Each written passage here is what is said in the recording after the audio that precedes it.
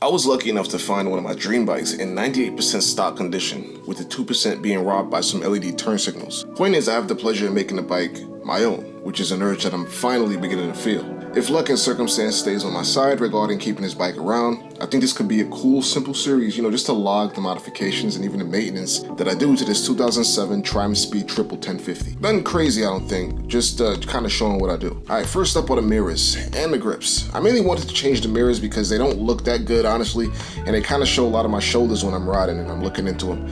And when I cover my bike up to put it away, they tend to go out of adjustment because of the tension that the cover puts on them. With that said, I figured I might as well just change the grips out while I was at it. By the way, this is at my second job, Riffle Transit, which is that electric moped company that New Yorkers that are watching are certainly familiar with. This was a dead Thanksgiving midnight where my literal only task was to exist by myself in this warehouse just to make sure it doesn't burn down while everybody else is home. Anyway, I grew up on bicycles, so I know to get grips off, you just need soapy water or something similar.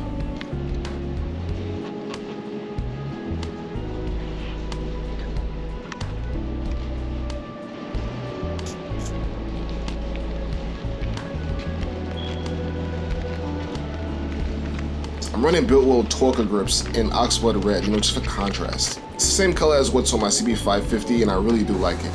To be honest, these grips are not really made for a bike like this, but I wanted to add some vintage style rather than go for something like, modern sport style, like the Rizoma grips that I had on the FZ1, for example. Because this bike has bar ends, I had to hollow out the ends of the grips so I can actually fit the mirror. Alright, here's some information about what makes this particular mirror that I'm going to run really cool.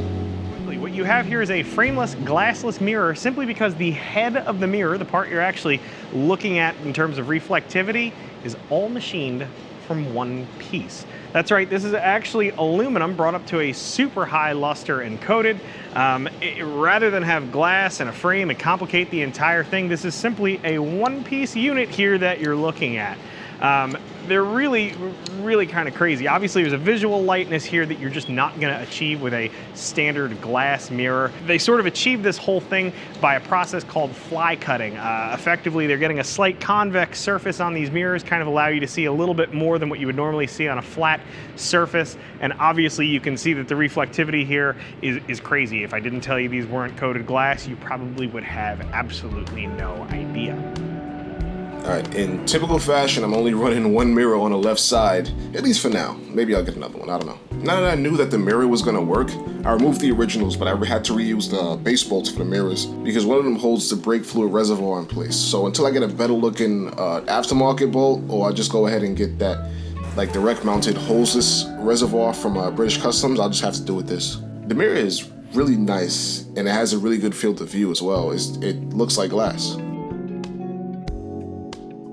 I personally really think the bike looks way better with this setup, and plus it's actually technically shorter, which makes it easier to photograph because a lot of times you kind of clip out the mirrors. But that's my content brain talking. What do you think? Leave a comment and also tell me if you're interested in a quick series like this. Now, let's go for a ride.